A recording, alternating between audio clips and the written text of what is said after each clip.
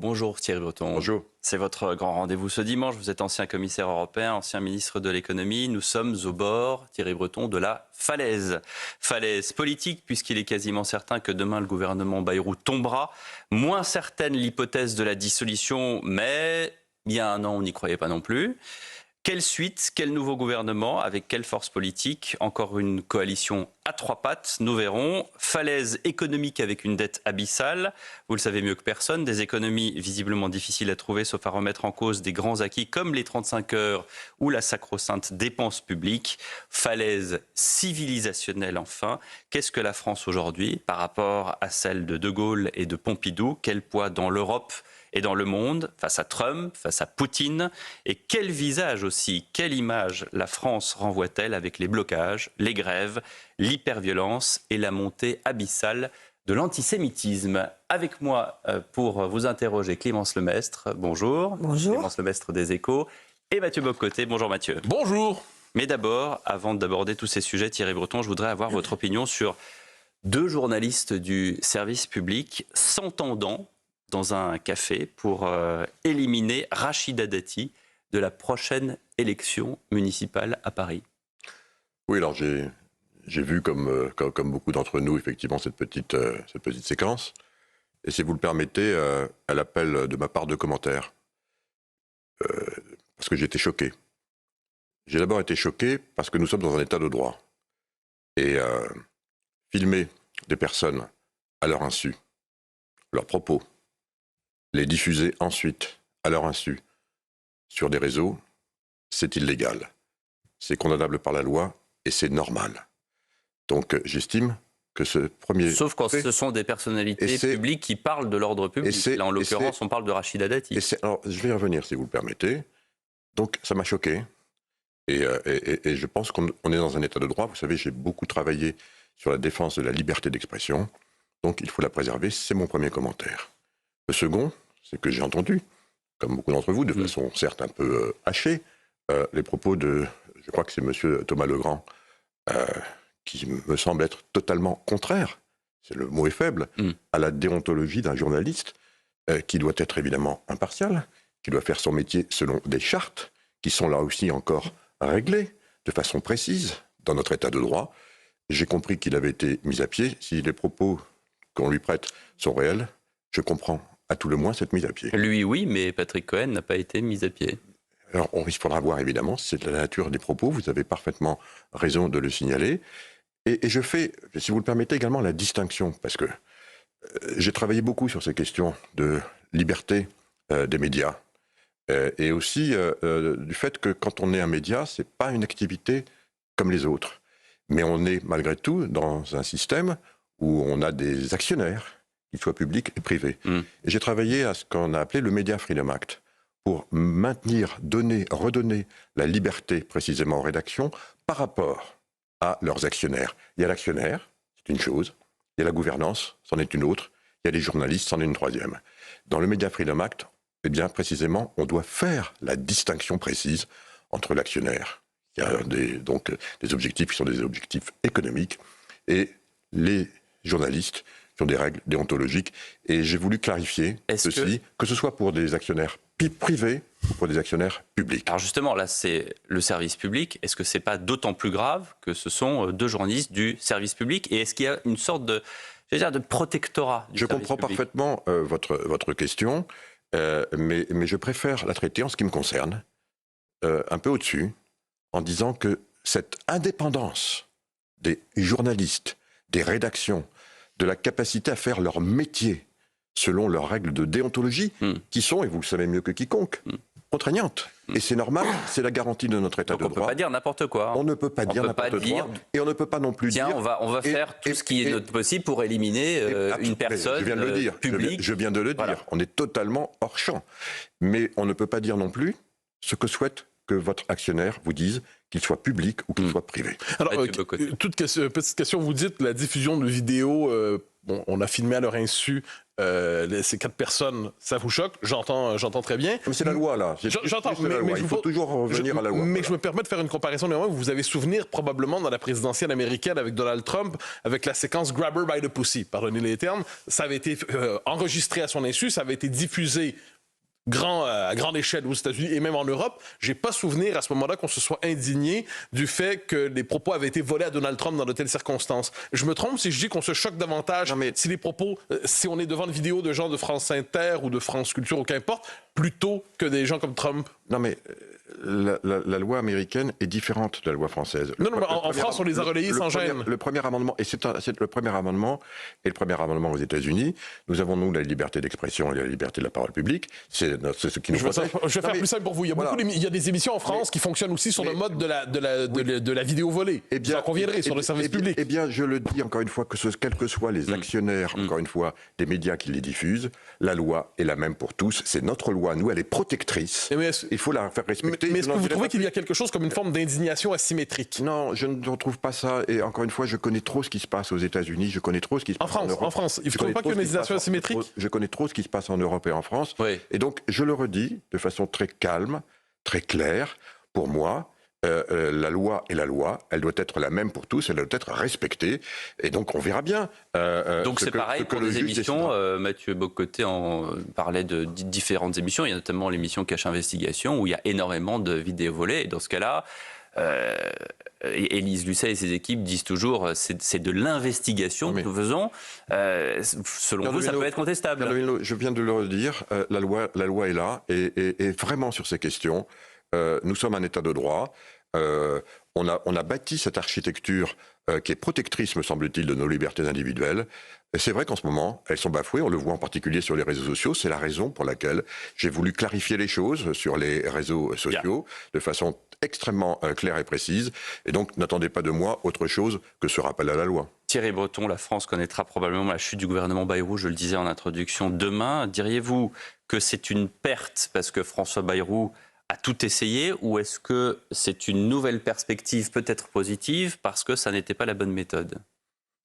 D'abord, je vais le dire de façon très simple. Pour moi, c'est un drame pour la France, parce que ça veut dire que nous n'allons pas encore, à nouveau, avoir de budget. C'est ça ce que ça veut dire, parce qu'il ne faut pas se cacher derrière son petit doigt. À partir de demain, si jamais, effectivement... François Bayrou tombe, et tombera, on le sait, par la faute, au fond, des socialistes, parce qu'il faut appeler un chat un chat. Eh bien, ça replonge à nouveau la France dans les affres dans lesquels elle est depuis la dissolution, parce que quand même, tout part depuis cette dissolution calamiteuse, il faut quand même bien le dire. Malgré les efforts qui ont été faits pour trouver des gouvernements de coalition, les uns tombent après les autres. Alors si jamais effectivement François Bayrou tombe demain, personnellement, alors je sais que je suis peut-être le dernier des Mohicans, ce que je ne souhaite pas, vraiment pour notre pays, parce qu'on est maintenant à 20 mois des échéances présidentielles, et on ne va pas avoir de budget, alors que nous sommes aujourd'hui le pays qui est le plus mal en point de tous les pays de la zone euro. Nous avons plus de 6% de déficit. On va donc augmenter à nouveau la dette de 170 milliards d'euros cette année. C'est 12 millions chaque jour, la dette. Oui, mais à la limite, ça ne parle pas. Si, ça parle. Oui, mais bon, et je veux dire les choses de façon très simple. Il y a cette boule de neige qu'on ne peut arrêter. Et aujourd'hui, qui met, je n'ai pas peur de vous le dire, qui met, je dirais, la parole de la France, je dirais, en péril, parce qu'aujourd'hui, on n'est plus entendu. Un pays qui ne compte pas, c'est un pays qui ne compte plus. Or, on a cessé de compter. Et donc, eh bien, demain, si jamais le gouvernement Bayrou tombe, qu'allons-nous voir? On va rentrer encore dans les affres. On va aller essayer de trouver. Alors, je veux dire que voilà. De trouver qui? J'en sais rien. Je veux pas rentrer. Je n'ai pas de boule de cristal. Vous avez parlé des socialistes. C'est amusant. Oui. Les regards se tournent vers les socialistes. Alors, ils ont représenté 2% à la dernière présidentielle. Ils contrôlent indirectement, on peut le dire, le Conseil constitutionnel, la Cour des comptes et le Conseil d'État. Est-ce que vous trouvez qu'il n'y a pas une anomalie démocratique là-dedans? Il y a beaucoup d'éléments dans votre question. D'abord, si nous avons bien compris la nécessité, les arrière-pensées qu'il y avait derrière cette dissolution, c'était de redonner la parole aux Français. Alors on va, si vous le voulez bien, Pierre de Villeneuve, s'arrêter à cette parole. Les présidentielles, c'est autre chose, il y en aura de nouvelles. La parole des Français, ça a été effectivement que le groupe socialiste n'est pas arrivé, loin s'en faut, en tête du pays, contrairement à ce qu'on a voulu nous faire croire. C'est un parti qui a une cinquantaine de députés. 66. Pour être très précis, 66 députés. Ça fait un peu plus que 10% de l'Assemblée nationale. Que je sache, on n'est pas en numéro 1. Donc ça semblerait effectivement à tout le moins étrange que de donner la parole aux Français, de constater que finalement la France, elle est globalement à droite, même très à droite, et d'aller chercher un Premier ministre de gauche, ce serait effectivement surprenant. Donc vous nous disiez, il serait étonnant que la France, qui est très à droite, dites-vous, soit gouvernée par le Parti socialiste. Or, je vous posais la question, faudrait-il pour la France aujourd'hui un Premier ministre à droite, très à droite? Non mais, on faisait référence effectivement, les périodes de cohabitation sont des périodes singulières dans l'histoire de la Ve République. Et la première d'entre elles, il se trouve que je l'ai vécue. C'était en 1986. C'était la première cohabitation, on s'en souvient. François Mitterrand sentait que le Parti socialiste allait perdre la majorité. Pour ce faire, il nous met un peu de proportionnel, vous vous en souvenez, ce qui va ouvrir la voie à 35 ou 36 députés. Donc, à l'époque, c'était du Front National, donc, qui vont rejoindre l'Assemblée. Et on n'a pas de majorité. On n'a pas de majorité. On a des blocs. On a le Parti Socialiste, on a le RPR, on a l'UDF. Le RPR et l'UDF se regardaient souvent en chien de faïence. Et on a un petit groupe donc, du Front National, à peu près équivalent du reste au groupe communiste. Donc on a une Assemblée qui est divisée. Et qu'est-ce que fait Mitterrand à ce moment-là? Mitterrand essaye d'aller trouver un ou une première ministre, c'est la Constitution du reste qui lui donne ce pouvoir, bien entendu, pour, je dirais, bâtir une coalition. Il essaye de s'impliquer lui-même, au fond, pour bâtir une coalition. Je ne sais pas si vous vous en souvenez, mais la première personne à laquelle il pense, c'est Simone Veil.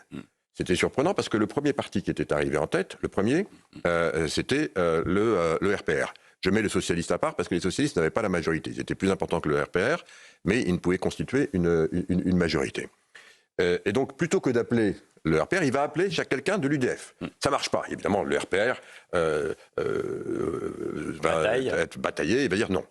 Il va ensuite aller faire appel, tenez-vous bien, à Jacques Chaban-Delmas. Ah, on avait cette fois-ci quelqu'un du RPR, enfin il était maire de Bordeaux, il était plutôt à la fin de sa carrière, donc là encore, non, absolument pas. Il va ensuite, tenez-vous bien, interroger et essayer de convaincre Valéry Giscard d'Estaing. Ça tourne, ça marche pas. En désespoir de cause, il va s'adresser à Raymond Barre, lequel est à la mairie de Lyon, il réfléchit, il dit non. Et enfin, il va aller nous chercher Alain Peyrefitte. Ça marche toujours pas. Et qu'est-ce qu'il fait à la fin? À la fin, il se dit, en désespoir de cause, car Mitterrand n'aimait pas, le mot est faible, j'étais très très proche de Chirac, je l'ai toujours été, mais aussi de René Monory. Ma culture, ma culture politique, c'est d'être centriste, libéral et chiracien. Voilà, donc j'étais déjà ça quand j'étais jeune, monsieur Bocoté. Et donc, qu'est-ce qu'on voit? Finalement, en désespoir de cause, Mitterrand va appeler le président. Et quel rapport avec aujourd'hui, Thierry Breton? Ce que je veux dire, c'est qu'à la fin, il y a des règles institutionnelles. Est-ce que c'est le président de la République qui doit essayer de bâtir lui-même une coalition? Encore une fois, il a le pouvoir, et c'est la Constitution qui le lui donne, de choisir celui ou celle qui sera capable de revenir avec un gouvernement qui sera issu d'une coalition stable. Mais est-ce que vous revenez assez loin dans le temps? Mais s'il s'implique lui-même pour le faire, comme avait voulu le faire Mitterrand, ça ne marche pas. 1986, est-ce que vous n'avez pas un peu la mémoire courte finalement? Parce que le point de comparaison, on pourrait dire, c'est 1958. C'est-à-dire un régime qui n'est plus capable d'accoucher d'une majorité, un régime qui est pris à l'époque devant la crise algérienne, aujourd'hui devant la crise de la dette et de l'immigration, un régime qui aujourd'hui est finalement qui a institutionnalisé l'impuissance. Est-ce que vous ne trouvez pas qu'il y a une comparaison possible entre les deux moments? Alors là, vous allez encore plus loin que moi, parce que là, vous voulez changer. Je ne veux rien du tout. J'essaie de comprendre la comparaison. comparaison. Dans votre question, il y a le changement. Évidemment, on est en 5e République. C'est pour ça que je me situe dans le cadre de la 5e République. Faut-il changer? Je ne le crois pas. Je pense que nos institutions sont suffisamment solides. Et je ne suis pas de ceux qui disent que lorsqu'on a une difficulté, il faut changer les institutions, ce que vous m'invitez quelque part implicitement Ah non, à pas du faire. tout. Je pose la question parce que question. la question du changement de régime circule dans l'espace public. C'est ce qui s'est produit, mais je ne suis pas de cela. Okay. Moi, je pense sincèrement qu'il faut garder évidemment nos institutions. Il faut aussi, et je n'ai pas peur de le dire, il y a un moment où il y a des réalités politiques qui s'imposent. Je le dis avec d'autant plus de hauteur de vue que je ne suis suspect de rien. On sait où j'habite. Je l'ai rappelé tout à l'heure. J'ai rappelé mon combat politique. Mon combat politique, il n'a pas changé, il ne changera jamais. Mais il y a un moment, effectivement, où quand on se rappelle, on se rapporte à l'histoire. Je ne fais que décrire des faits. Je ne dis pas encore une fois que ces faits vont se réaliser, mais je pense que fort de ce qui s'est passé, et notamment par rapport à tous ceux qui vont demain voter à l'Assemblée nationale, je pense qu'il est important qu'avant de mettre leur bulletin de vote dans l'urne, je pense qu'il est important qu'ils se souviennent de ce petit épisode que je viens de rappeler par rapport à ce qui peut ensuite en découdre. Vous pensez du coup que la logique serait de proposer au RN d'envoyer quelqu'un à Matignon, puisque c'est le premier parti de l'Assemblée nationale? Je ne dis pas que c'est la logique, je dis que c'est une éventualité. Et que donc si c'est une éventualité, c'est une possibilité. Et que personne ne peut aujourd'hui la balayer d'un revers de main, y compris au regard de ce petit rappel historique. Comparaison n'est pas raison, certes. Je le dis d'autant plus devant un historien, M. Bocoté, mais malgré tout, ça peut nous éclairer. Donc il faut arrêter de dire... Ça doit nous éclairer. Thierry Breton, il faut arrêter de dire que le RN n'est pas dans l'arc républicain. Mais les RN... Aujourd'hui, le front républicain ne fonctionnerait pas. Mais, Pierre comme il l'a fonctionné aux dernières législatives en 2024. Le RN étant sous la coupole de l'Assemblée nationale, il est donc bien entendu dans l'arc, je dirais, de ce qui représente la France. C'est pas aussi évident pour tout le monde que pour moi, vous, ça l'est. Encore une fois, le RN fait partie des choix des Français, tout comme, et je ne partage ni l'un ni l'autre, tout comme le LFI fait partie du choix d'un certain nombre de nos compatriotes. Donc, voyez-vous, il faut évidemment l'accepter. D'autant plus quand on a été celui, je parle d'Emmanuel Macron, qui a voulu cette dissolution pour donner la parole aux Français. Elle existe, elle est là, la parole, elle est représentée dans une assemblée ingouvernable. Il a voulu une dissolution, mais ensuite, avec son parti, Renaissance, il a tout fait pour qu'il y ait un front républicain anti-Rassemblement national, souvenez-vous. Pierre de Villeneuve. Il n'y a pas si longtemps. C'est pour cela que j'ai voulu tout simplement, et très simplement, de là où je suis, et uniquement de là où je suis, rappeler cet épisode que j'ai vécu moi-même en 1980. Est-ce qu'il ne faudrait pas plutôt, parce que le RN, on voit, il n'aurait pas non plus la majorité à l'Assemblée nationale, c'est le premier parti, mais il est loin d'être majoritaire. Est-ce qu'on n'en est pas arrivé à un moment où il faudrait un gouvernement technique, voire certains parlent d'un chef d'entreprise à la tête du gouvernement, pour justement quelqu'un qui serait capable de redresser les finances de la France? Vous êtes favorable à ce type de fonctionnement? Si jamais ça existait, alors que ne l'a-t-on fait dès la dissolution? Je pense que la question, évidemment, mérite d'être posée, je la comprends. La solution, visiblement, elle n'est pas là. Et pour une raison assez simple, c'est qu'il y a un moment, il y a des logiques de parti. Vous me dites, si jamais on appelle le président ou la présidente du premier groupe parlementaire, va-t-il ou va-t-elle être capable de créer ensuite un gouvernement qui saura avoir, à tout le moins, le soutien ou la bienveillance d'une partie majoritaire de l'Assemblée? Eh bien, c'est précisément dans la logique de la Ve République, à celui ou celle qui va l'appeler, de le faire et de le démontrer. Il en est capable, tant mieux. Il n'en est pas capable, alors on change, mais jusqu'à quand? Voilà la question qui va se poser. Voilà la question qui va se poser à nous. Et c'est la question... je vous la pose, jusqu'à quand? Et c'est la question qui s'est posée, encore une fois, à François Mitterrand, lorsque, à la fin, il a choisi le président du premier groupe parlementaire, alors que je peux vous le dire, c'était absolument pas son choix, et pour lui, et pour la France à l'époque. Il a raison de le faire. Mais vous posez la question, donc je vous la pose aussi, jusqu'à quand? C'est-à-dire, difficulté à former un gouvernement, laissons de côté la dissolution un instant. Difficulté à former un gouvernement, encore une fois, difficulté à former un gouvernement, majorité impossible. Certains, vous noterez, je ne le propose pas, mais certains appellent à la démission un jour du président de la République avant la fin de son mandat. Ce n'est pas mon cas. Mais vous avez posé la bonne question, M. Bocoté. Jusqu'à quand? Eh bien, nous avons une horloge qui nous donne la réponse à votre question. Cette horloge, c'est notre budget. Et donc, j'ai cru comprendre du reste que l'une des raisons de la dissolution, c'était parce qu'on n'allait pas avoir la majorité pour avoir le budget. On est servi, si je puis dire. Donc, c'est le budget qui nous donne cette horloge. Et donc, aujourd'hui, alors que le monde évolue comme il le voit, enfin, tous nos compatriotes le voient, les tensions sont là. La France est dans un endettement que je condamne, et vous le savez, depuis bien des années, qui nous met maintenant dans une situation qui est hors de contrôle, et de nos finances publiques, et de notre capacité à investir comme on devrait le faire, pour tous les sujets, les défis absolument existentiels auxquels on a à faire face, devant la réindustrialisation, devant la transition numérique, devant les problèmes de l'immigration, les surpopulations dans les prisons, devant tous les sujets qui concernent aujourd'hui les Français, il faut de l'argent pour ça. Et notre argent aujourd'hui, il est consacré à payer les intérêts de notre dette. Et en plus, parce que nous n'avons pas de budget, dans une semaine, madame, vous le savez mieux que quiconque, nous attendons les premières Agence de notation. La note de Fitch le 12. Premières évaluations Vendredi, des agences de notation. Fitch étant la première, on aura Moody's ensuite en octobre. Et on verra bien. Déjà, la semaine dernière, la France a émis de la dette. Elle a réussi à placer sa dette sans problème, sauf que ça lui coûte beaucoup plus cher.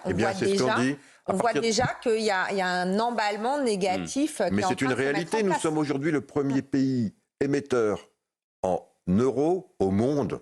C'est plus de 300 milliards d'euros que nous allons quémander aujourd'hui aux investisseurs financiers. Et pour les attirer, parce qu'il commence à y avoir un risque sur la France, ce risque il est mesuré par le taux, le prix que l'on paye. Ce taux il augmente. Et pourquoi il augmente ce taux? Parce qu'il y a un risque, et ce risque il sera évidemment accru si on n'a pas de budget. Voilà, M. Bock-Côté, l'horloge qui est la nôtre. Et si jamais on rentre dans une période où pendant des semaines et des mois, on est en train de chercher l'oiseau rare, alors on peut être très inquiet, évidemment, pour notre pays qui va rentrer en 2026, à un an des échéances présidentielles, sans budget. Je ne le souhaite pas. On parlait des socialistes.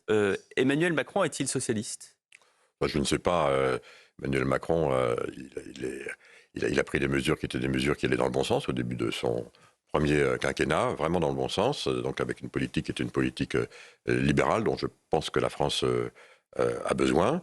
Moi, j'ai connu Emmanuel Macron alors que j'étais ministre, vous venez de le rappeler à l'instant.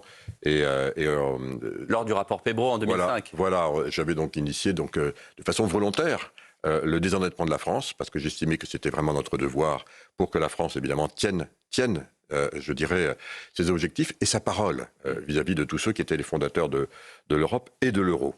Et donc, on a enclenché cette dynamique. On a donc mis en place le rapport Pébro et une commission transpartisane pour expliquer, faire la pédagogie et donc commencer à désendetter le pays. On l'a fait du reste, puisqu'on a, en moins de 2 ans, on a baissé l'endettement de la France de plus de 3 points de PIB. Et Emmanuel Macron, jeune inspecteur des finances, faisait partie des rapporteurs du rapport Pébro. Donc il connaît bien le sujet. Je vous posais la question parce que Laurent Tessier sur Europe 1 a regardé les différentes prise de position du président actuel au fil des années. Et un coup, il dit « je suis socialiste ». Et après, il dit « la vérité m'oblige à vous dire que je ne suis pas socialiste ». Donc on a du mal à comprendre. Et puis, alors me vient toujours à l'esprit cette, je pense, très clairvoyante phrase de Margaret Thatcher qui disait « le socialisme, c'est quand on a fini de dépenser tout l'argent des autres ». Et aujourd'hui, on parle quand même beaucoup des socialistes, même Laurent Wauquiez, qui s'est pris d'une certaine manière les pieds dans le tapis avant de rétropédaler, qui a dit mais nous ne censurerons pas un gouvernement socialiste. Ça vous a surpris de la part du numéro 2 des Républicains, votre famille politique? Dans ma famille politique, il y a une chose à laquelle nous sommes attachés. C'est évidemment à l'équité, c'est à l'équité fiscale bien entendu, mais c'est aussi au fait qu'on ne peut absolument plus augmenter les impôts et la pression fiscale dans notre pays. Ça, on est très attaché. Pour une raison assez simple, non pas par dogmatisme, mais c'est parce que nous sommes aujourd'hui le pays qui a le plus haut taux de prélèvement fiscal au monde. Même pour les plus riches, même la taxe Zuckman pour les 1800 les plus riches. Mais bien entendu, c'est sans limite. Et nous sommes le pays en Europe qui a le plus grand déficit. Cherchez l'erreur. Donc, je dirais, tout budget qui va encore aggraver cette situation est évidemment non seulement mauvais, mais à mon avis doit être rejeté, refusé, censuré. Donc, mais c'est quoi la solution? Pierre Gattaz dit qu'il faut revenir aux 40 heures. Ça dégage 120 milliards de si vous le voulez bien, si vous le voulez bien, là, c'est une autre émission. Alors là, je suis tout à fait prêt à la tenir, parce que c'est pas un chemin, Pierre de Villeneuve. C'est 1000 chantiers. Vous faisiez référence tout à l'heure à ce que nous avons mis en place avec mes équipes, avec aussi, à l'époque, c'était Jean-François Copé, qui était ministre délégué au budget, avec Christine Lagarde, qui était ministre déléguée au commissariat. On a mis ensemble une dynamique extrêmement volontariste pour désendetter la France. C'était pas une solution. Celle-ci, oui, peut-être, parce qu'il faut qu'on travaille plus. Il y en a d'autres, bien entendu. Il a 30 mais il y en avait 1000. Ouais. Donc c'est pas 30, c'est 1000. Ouais. C'est des petites rivières qui vont finir par faire. Mais est-ce que c'est pas d'abord une rupture philosophique? C'est-à-dire qu'un État qui se reconnaît tant de missions, qu'elles soient sociales, enfin les nombreuses missions sociales de l'État, plus au-delà même de la question de la bureaucratie, au-delà même des dépenses inefficaces, un État qui veut régler tous les problèmes, ne se condamne-t-il pas à l'endettement fou? Non, je crois que, bien sûr, on a un État... Vous dites libéral, je m'attends à ce que vous soyez d'accord. Oui, bien entendu. Moi, j'ai vu quand même que depuis on a aujourd'hui 5,8 millions de fonctionnaires, c'est-à-dire pratiquement 3 millions de plus qu'en 1981. Que je sache, la France ne donne pas le sentiment d'être le mieux administré du monde. Non, et puis il y a donc sans doute un sujet. La population française n'a pas augmenté autant bien entendu. Donc il y a vraiment, clairement, un sujet, bien entendu. Mais ce n'est pas le principal, M. Bock-Côté. Le principal, c'est que la France, aujourd'hui, je vais le dire en quelques phrases, je le dis pour que Pierre de Villeneuve ne m'interrompe pas. La France, c'est 1500 milliards aujourd'hui de rentrée. Voilà. Pour faire marcher la machine France, si je peux dire, pardon cette expression, je mets des triples guillemets, c'est 1500 milliards, 1300 milliards de prélèvements obligatoires et 200 000, c'est-à-dire les impôts, et de toutes sortes, et 200 milliards de diverses rentrées. Et la France dépense 1670 milliards. On a 170 milliards de trop. Où on les dépense? 900 milliards, pas 300, 900 milliards pour l'État-providence, nos retraites, la protection sociale. 300, autour de 300 milliards pour faire fonctionner ce que vous devez nous écrire. 300, 350 milliards. Un peu moins de 300 milliards pour les collectivités locales. Et puis le reste pour les agences, je sais qu'elles sont dans le collimateur, et autres administrations parallèles. Eh bien, évidemment qu'il faut s'attaquer. Bien sûr, on peut s'attaquer aux 300 milliards, M. Bock-Côté. Mais moi, vous voyez, j'ai été chef d'entreprise aussi. Quand j'ai un problème comme ça à régler, je commence par m'attaquer au plus gros problème. Eh bien, le plus gros problème, c'est pas encore une fois pour accuser, pour, je dirais, responsabiliser en le faisant mal de côté, nous tous, qui sommes les bénéficiaires de cet État social, de cet État-providence. Donc vous vous attaquez aux 900 milliards. Mais bien entendu, c'est là qu'il faut commencer à regarder les choses. Vous savez, c'est très simple. Je vais le dire de façon encore plus simple. Ça veut dire qu'on dépense 10% de plus que ce qu'on gagne. Eh bien, 10% de plus que ce qu'on gagne, ça veut dire que quand vous allez à la pharmacie pour acheter des médicaments, enfin acheter pour qu'on vous donne, parce qu'on ne les paye pas, des médicaments avec la carte vitale... on les paye indirectement. Eh bien, évidemment, vous allez voir, je vais aller dans votre sens. On vous donne un reste à charge de 1 euro. Non, le reste à charge, il n'est pas de 1 euro. Le reste à charge, il est de 10% du médicament. Parce que vous payez 1 euro de votre poche. Mais vos enfants, ils payent 10% dans la dette pour que vous puissiez vous acheter votre plaquette de Doliprane. 10%. Quand vous avez travaillé toute votre vie, que vous avez enfin une retraite méritée, c'est pour vous traduire ce que ça veut dire 10%. Alors, pendant 27 jours du mois, vous avez votre pension qui est payée par votre travail et le travail des actifs. Et puis les 3 derniers jours, 10%, ils sont payés par qui? Par les enfants. Est-ce que vous trouvez ça normal que dans un État digne de ce nom, au XXIe siècle, on fasse payer ça par nos enfants? Moi, personnellement, je dis non. Du coup, justement, sur les dépenses sociales, on sait que celle qui coûte le plus cher, c'est la retraite et la santé. Vous êtes favorable à ce qu'avait proposé, je parle au passé parce que visiblement c'est plus d'actualité, avec ce qu'avait proposé François Bayrou dans son budget, augmentation des franchises médicales, poursuite de la réforme, garder la réforme des retraites, l'âge de départ à 64 ans, etc. Vous trouvez que c'est le bon chemin? Vous savez, François Bayrou, il est, comme tous les premiers ministres actuels, dans la période dont on vient de parler abondamment au cours de notre entretien, dans sa première phase en tout cas, il a un temps qui est compté, limité. On le voit puisqu'on est à 24 heures d'une échéance importante. Et donc on voit bien la difficulté, et peut-être même le nœud gordien auquel il a été confronté. D'un côté, je peux en porter témoignage, je le connais depuis très longtemps. Ce problème de surendettement de la France, il le porte. Il a raison de le porter, et je le partage. Il faut bien qu'on traite ce problème. A-t-il justement réussi à faire assez de pédagogie? Mais il a fait. Est-ce que ça a marché? Visiblement non, puisque aujourd'hui, alors que la question qui est posée, c'est pas pour ou contre le budget. La question qui est posée demain, c'est est-ce que vous êtes d'accord que nous avons un problème existentiel avec le surendettement depuis 50 ans dans lequel nous sommes et qui met la France aujourd'hui en péril? Voilà la question qu'il pose. Je vois qu'on ne va pas répondre à cette question demain puisqu'on le censure sur toute autre chose, y compris sur le fait qu'on veut garder notre lundi de Pâques ou le 8 mai comme jour férié. C'est parce qu'il... Enfin, encore une fois, je ne suis pas là pour être le turiféraire de François Bayrou. Mais c'est ce qu'il a voulu dire, je pense sincèrement, aux Français et aussi à la classe politique, c'est voilà le sujet, il faut qu'on le traite. Est-ce que vous êtes d'accord pour le traiter? Oui, non. Et si vous êtes d'accord pour le traiter, alors travaillons à un budget qui doit dire, parce que pour pouvoir traiter ces 900 milliards dont on parle, évidemment, il s'agit de garder l'ambition, les objectifs du Conseil national de la résistance, lorsqu'il a fondé l'État social, l'État-providence, qui nous unit depuis maintenant 80 ans, mais qu'on ne peut plus payer aujourd'hui. Donc il faut garder les objectifs et voir comment on travaille différemment, mais dans toutes les composantes, y compris bien entendu celui des retraites, et pas uniquement sur des décisions paramétriques. Il va falloir aussi qu'on rediscute de tout ça. Et vous voyez, il y a des moments de l'histoire, là encore, M. Bock-Côté, où la France a su se réunir, où la France a su rebondir. On appelle ça l'union nationale. C'est ça qui manque aujourd'hui. Mais bien entendu, c'est sans doute ce qu'a voulu créer François Bayrou. Parce qu'il faut grandir. À l'image peut-être il faut grandir la France en 1954. Et c'est vraiment ce qu'il faut. Il y a un moment où il faut oublier nos différences légitimes, politiques, pour dire voilà le problème qui est devant nous. Visiblement, notre traitons-le ensemble. Mais ça, c'est un problème, bien évidemment, à discuter pour une campagne présidentielle. Parce que généralement, il nous faut le scénario que vous exigez implique deux choses. Premièrement, qu'il y ait un grand homme disponible, reste à voir. Et deuxième élément, quand vous avez traité une bonne partie, je parle de la classe politique ici, une bonne partie du pays, presque la moitié du pays, d'extrémistes, de fascistes, d'extrême droite, de ci, de ça, c'est difficile ensuite de dire finalement on laisse ça de côté, on va tous s'entendre. Est-ce qu'on ne paie pas le prix aujourd'hui d'une diabolisation sur plusieurs décennies d'une bonne partie de l'électorat? Mais M. Bock-Côté, quand on parle de l'Union nationale et qu'on voit qu'en 1914, on a toutes les classes politiques, on avait aussi de l'extrême droite à l'époque, on avait aussi de l'extrême gauche, des anarchistes à l'époque, ils vont tous se réunir. Ils vont tous se réunir. Donc il nous faut une guerre, c'est ça que vous dites? Non, pas une guerre. De toute façon, on a eu d'autres moments sans guerre également où on s'est réunis. Et il faut retrouver... C'est quand selon vous, le dernier grand moment où la France a su s'unir? La France a su s'unir... 58 Non, je pense que... D'abord, je pense sincèrement que la France a su se réunir. Souvenez-vous, vous qui aimez bien le général de Gaulle, lorsque la France a bâti son premier gouvernement, avec des communistes, avec tout le monde au pouvoir, à l'époque, pour rebâtir, refonder la France, au lendemain de la Seconde Guerre mondiale, on s'est réunis, on a fait fi de nos différences.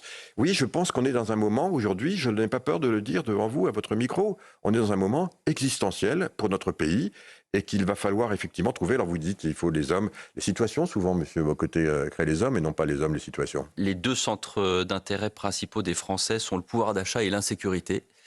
Aujourd'hui, nous avons une France sans budget, on l'a suffisamment détaillé dans le reste de l'émission, sans perspective économique, avec une pression fiscale, vous l'avez dit, qui pourrait être encore accrue, des services publics sans cesse dégradés, l'école, les hôpitaux, les forces de l'ordre, une insécurité croissante, un antisémitisme au pinacle. La ministre Aurore Bergé a dit que les chiffres étaient stupéfiants, effarants l'été dernier. On a un blocage qui est annoncé ce mercredi, le 10, avec des Black Blocs, avec Jean-Luc Mélenchon qui s'empare de ce blocage de la France. Qu'est-ce qui manque pour que les digues républicaines ne sautent et que ce soit la révolution? Vous allez trouver que j'ai de la suite dans les idées, mais pour remettre notre pays dans l'ordre, je ne retire rien au descriptif que vous venez faire parce que l'ensemble de nos compatriotes le sentent et le partagent. La première chose à faire, Pierre de Villeneuve, quand on est dans une situation comme celle-ci, c'est de remettre de l'ordre dans nos finances publiques. Parce que tant qu'on n'aura pas fait ça, mais l'État n'est pas crédible. Mais elle est où la parole de l'État? Donc Marine Le Pen dit que la priorité c'est l'entrisme islamiste, vous n'êtes pas d'accord avec ça? C'est l'une des priorités. Bien sûr qu'elle est là, et on la vit tous les jours. La loi de 1905, elle est bafouée tous les jours, bien entendu. Et c'est tout à fait inacceptable, intolérable dans l'état de droit qui est le nôtre. C'est une évidence. Mais je le redis, ce n'est pas le seul sujet. On a des sujets majeurs, vous venez de les décrire très brièvement. L'école, c'est un sujet majeur. Bien sûr qu'il faut revaloriser la fonction des enseignants qui joue un rôle si important. L'hôpital, bien sûr que c'est oui, si on nomme tous les sujets, on oublie. Il y a une question fondamentale, c'est la sécurité concrète des Français au quotidien. Ça en fait bien entendu partie. Mais peut-être. Bien entendu. Mais vous dites que ça en fait partie, mais le Français, la Française, puis-je préciser, qui sort de chez lui, chez elle, et là, il a la peur, il se dit, bon, si je prends cette ligne de métro, je dois changer de tenue. Il faut que je baisse les yeux si je croise telle personne. Cette peur au quotidien, c'est le contrat social dans sa première expression qui est renié, qui est bafoué. Le fait que l'école ne soit plus l'ascenseur social, c'est aussi un problème. Le fait qu'on n'ait plus de disponibilité dans nos hôpitaux, en particulier dans les régions, dans les plus petites communes, c'est un problème. Donc ce problème-là, il existe, Monsieur Bocoté. Je ne le nie pas, je le reconnais avec vous. Mais il y en a tant d'autres. Et c'est pour ça que je voudrais vraiment le redire. Mais il faut un financement. Pour moi, la clé de voûte de tout, remettre de l'ordre dans notre pays, c'est la priorité du prochain président, de la prochaine présidente de la République. Remettre de l'ordre dans notre pays, mais partout. Comment ? Eh bien, ça commence par remettre de l'ordre dans nos finances publiques. Écoutons Turgot, écoutons Colbert, on parle de ceux qui l'ont fait. C'est faisable. C'est faisable. Et si on ne le fait pas, alors on sera encore en discuter. Mais comme on n'a pas le temps de relire Colbert, Thierry Breton, qu'est-ce qu'on fait ? On commence par où ? On donne un coup de pied dans la fourmilière et on refait quoi ? Eh bien, Turgot, du reste, qui n'a pas pu aller à son terme, c'est 2 ans. Je le dis de façon très claire, on doit se fixer comme objectif, on peut le faire, c'est ambitieux, mais j'en suis absolument convaincu, de remettre les finances publiques en ordre, c'est-à-dire revenir à un excédent primaire, c'est-à-dire positif dans son budget, hors charge des intérêts de la dette, en 2 ou 3 ans. Et vous savez, si on le fait, on va retrouver la confiance, y compris celle de nous prêter, parce que je suis d'accord avec vous, pour faire tout ce qu'il y a à faire.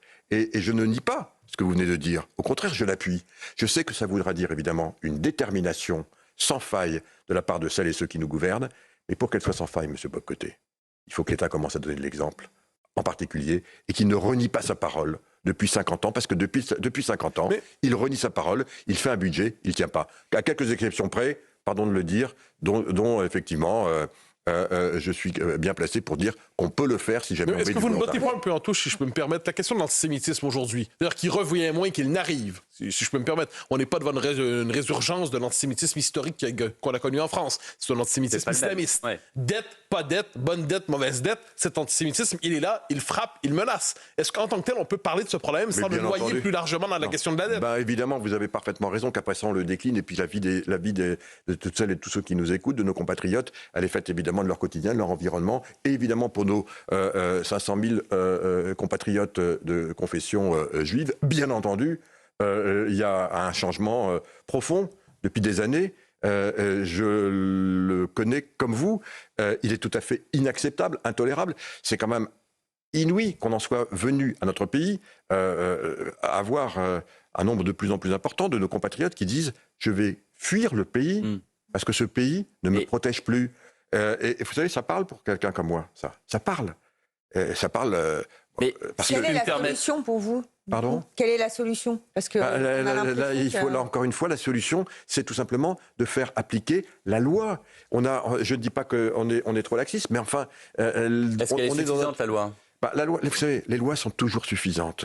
Il faut arrêter avec ça. Donc il y a un problème au niveau des magistrats. On a un problème. Est-ce que les juges sont trop laxistes dans l'application des lois? J'en reviens, et ça nous ramène aussi à ce qu'on disait tout à l'heure. On est un État de droit, c'est ce qui fait notre force, c'est ce qui fait le Code civil, c'est nous. La Déclaration des droits de l'homme, c'est nous. La loi 1905, c'est nous. Donc, c'est plus vraiment vous, si je peux me permettre. Non, mais c'est nous collectivement. Oui, j'ai bien compris, mais c'est pas vous spécialement. C'est nous la France. Mais c'est de moins en moins la France, la loi de 1905. Ce qui caractérise la France aujourd'hui, c'est moins la laïcité qu'elle ne soit bafouée. Je suis d'accord avec vous. Elle est soumise à des coups de beutoir intolérables. Et donc, on en revient toujours au même sujet. Plutôt que de refaire une énième loi, faisons respecter, appliquons les lois et on en revient à l'ordre et à l'autorité. Et donc, oui, c'est clair. En attendant, puisque vous dites ça et que le 10 septembre se prépare, Jean-Luc Mélenchon, fin août, avait déclaré qu'il enfermerait, s'il arrivait au pouvoir, les préfets en prison. Oui, qu'est-ce que ça vous inspire? Oui, je crois que les propos de Jean-Luc Mélenchon, on y est maintenant habitué. Je vois aussi la façon dont on y est habitué, mais il fait 15% au dernier sondage. Oui, bien sûr, ça, on en revient à ce qu'on disait tout à l'heure. C'est aussi ça la France, c'est aussi ça notre France. Il y a des gens qui adhèrent à ça aujourd'hui. Qu'est-ce qu'on fait? Eh bien, là encore, là encore, je vous le redis. On parle d'LFI. Monsieur Paul Vanier, par exemple, qui est un député LFI, va jusqu'à proposer l'asphyxie des écoles privées catholiques. Oui. On parlait de la laïcité. Est-ce que c'est une manière de faire? J'estime personnellement, puisqu'on parle d'arc républicain, il fait partie en fait. J'estime que lui s'est mis hors de l'arc républicain. Jean-Luc Mélenchon. Depuis longtemps. Mais avec ses propos d'une telle nature, bien entendu, on n'est pas. C'est ce que vous disiez tout à l'heure. Vous disiez que LFI, au même titre que le RN, était sous la coupole. Sous la coupole. J'ai pas parlé d'arc, j'ai parlé de coupole. Ce qui est tout à fait différent. Quelle est la différence? La différence, c'est que la coupole, c'est reprendre les élus. L'arc, c'est effectivement ceux avec qui on peut peut-être trouver un moment, un jour ou un autre. Donc que je comprends mieux, parce que c'est pas si clair pour tout le monde. On pourrait, je traduis, on pourrait s'entendre selon vous avec le RN, mais pas avec LFI. Et je n'ai pas la réponse à cette question. Moi, je vous la pose la question. Vous dites on ne peut pas avec LFI, c'est réglé. Mais attendez, à partir du moment où vous tenez des propos qui vous mettent en dehors du champ de la loi et de l'état de droit, et j'estime que ces propos vous mettent en dehors de ce champ-là. Quand, par exemple, M. Mélenchon, j'ai cru comprendre qu'il soutenait ardemment ce qu'il voulait qu'il se passe le 10 septembre, dans 2 jours. Y compris le fait, parce que les préfets nous alertent, qu'un nombre important de Black Blocs, qui viendraient du reste, pas que de France, viennent pour casser, et que M. Mélenchon approuve ça et applaudit, eh bien, j'estime, oui, M. Bocquet. Il devrait être condamné pour ce genre de propos. Eh bien, vous qui parliez de D'accord. justice, Donc vous n'hésitez pas à dire que Mélenchon est hors de l'arc républicain. Alors je vous pose la question, puisque quand on tient ce type de propos, je m'excuse, mais je ne vois pas comment on peut le qualifier autrement. Mais puisque tant de gens disent le RN n'est pas dans l'arc républicain, je vous pose la question, selon vous, le RN est-il dans l'arc républicain? Encore une fois, tant qu'on tient des propos qui respectent tout ce dont on vient de parler. Et c'est selon vous le cas pour le RN? Écoutez, je ne suis pas là pour en juger. Vous venez de juger le LFI. Si jamais vous me ressortez ou je trouve moi-même des phrases qui vont dans ce sens, il y en a peut-être une dans notre histoire en particulier, qui du reste ont été condamnées. Je ne veux pas revenir là-dessus. Vous le savez très bien, en particulier pour ce parti. Donc, à partir du moment où ces phrases sont tenues, c'était pour sont tenues. Et ils ont été, me semble-t-il, pour certains d'entre eux, condamnés par la loi. Je dis donc, encore une fois, au lieu de... Je vois bien ce que vous voulez me faire dire, et je le vois. Je ne veux rien vous faire dire, j'essaie de comprendre votre pensée. Moi, mon propos, c'est, encore une fois, de faire en sorte que la loi soit à nouveau réappliquée pour tous en France.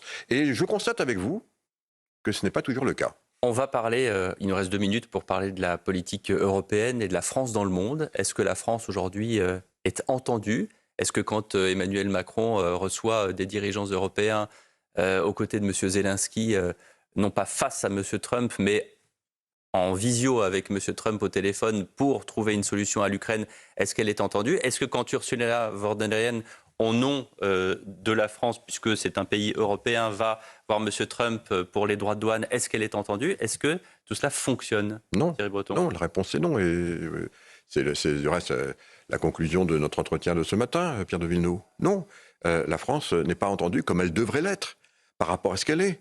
Alors, qu'est-ce qu'on fait? La France, eh bien, tout ce qu'on vient de dire. La France n'est pas entendue. Je le redis, vous allez peut-être dire que c'est une idée fixe, mais parce que, comme beaucoup d'entre nous, j'ai beaucoup réfléchi, j'ai été un acteur de ces questions. Un pays qui ne compte pas est un pays qui ne compte plus. Voilà aussi comment on voit la France, je vous le dis, parce que j'en viens, en Europe.